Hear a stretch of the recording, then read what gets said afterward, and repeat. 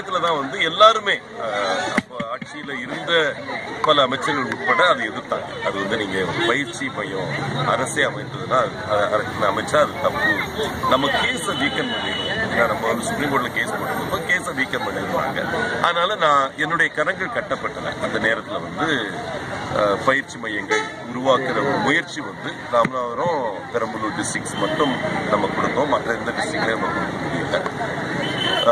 என்னை பொறுத்த வரைக்கும் இந்த தீர்ப்பு சுப்ரீம் கோர்ட்ல நமக்கு எதிராக தீர்ப்பு வந்தவுடனே நம்ம சட்டமன்றத்தில் அதுக்கு உண்டான சட்டத்தை, அதாவது நீட் எக்ஸாம் வந்து தமிழ்நாட்டுக்கு அப்ளிகபிளா இருக்கக்கூடாது, தமிழ்நாட்டில் இருக்கிற அட்மிஷன்ஸ் வந்து மார்க்கை வச்சு நம்ம மெட்ரிகுலேஷன்லையும் நம்ம போர்டில் ஸ்டேட் போர்டில் இருக்கிற மார்க்கை வச்சு முடிவு செய்யணும் அப்படின்ற ஒரு கருத்தை வச்சு நம்ம வந்து ரெசல்யூஷன் பாஸ் பண்ணோம்.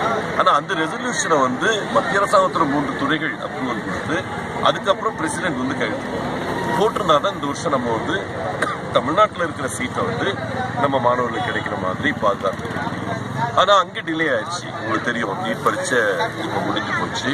நீட் பரீட்சையில் நடந்த குளறுபடிகள் எல்லாருக்குமே தெரியும். ஏன் வந்து மத்திய அரசாங்கம் அதில் ஒரு அங்கமாக இருக்கிற நீட் கண்டக்ட் பண்ணுறவங்க சிபிஎஸ்சி மூலமாக தான் அதை கண்டக்ட் பண்ணியிருக்கிறாங்க.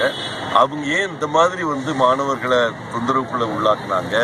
ஏன்னா பீகார்லையும் ஜார்க்கண்ட்லையும் அந்த பிரச்சனைகள் இருக்கலாம். இந்த மாதிரி வந்து மாணவர்கள் பிட்டடிக்கிறது. இங்கே நம்ம தமிழ்நாட்டை பொறுத்த வரைக்கும் ரொம்ப தெளிவாக நம்ம நடத்திட்டு இருக்கிறோம் பரீட்சைகளை. இதில் போய் இந்த மாதிரி வந்து மாணவர்களை இன்சல்ட் பண்ற மாதிரி பண்ணியிருக்க கூடாது.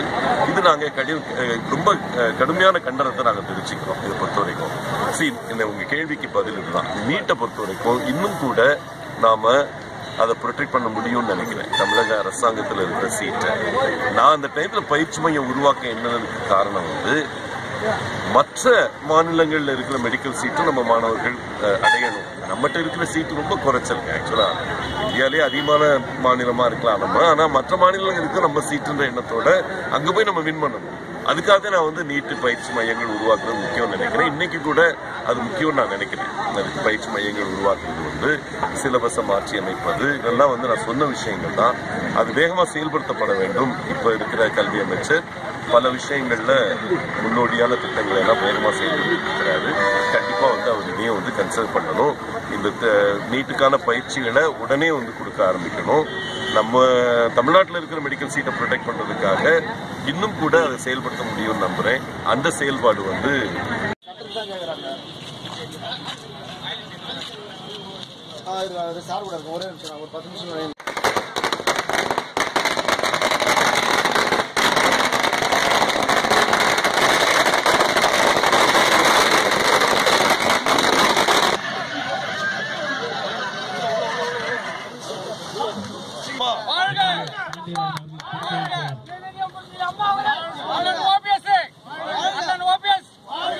மீடியா தனியா பேசுவோம்.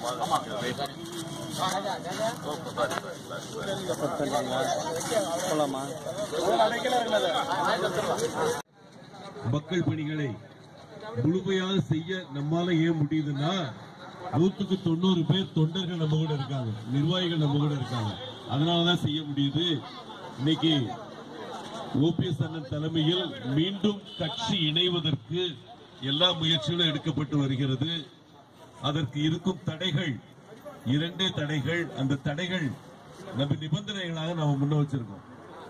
சசிகலா அவர்கள் குடும்பத்தை கட்சியிலிருந்து ஆட்சியிலிருந்து முழுமையாக அகற்ற வேண்டும் என்ற கோரிக்கை நிறைவான உடனே பேச்சுவார்த்தை நிறைவுக்கு வரும். கண்டிப்பாக மீண்டும் இரட்டை இலையை நாம் வென்றெடுப்போம். கண்டிப்பாக மீண்டும் ஓபிஎஸ் அண்ணன் தலைமையில் கட்சி ஒன்றுபடும், ஆட்சி நடக்கும் என்று உங்கள்கிட்ட சொல்ல சொல்லிக்கொண்டு இந்த நல்ல நிகழ்ச்சியை அழகா அமைத்துக் கொடுத்த, வடித்து கொடுத்த பூச்சி அத்திப்பேடு நிர்வாகிகள் எல்லாருக்கும் ஒவ்வொரு வார்டிலையும் ஒவ்வொரு ஊராட்சியிலையும் 600க்கும் மேற்பட்ட தண்ணீர் பந்தல், மோர் பந்தல் உருவாக்கப்பட்டு கொண்டு வருகிறது.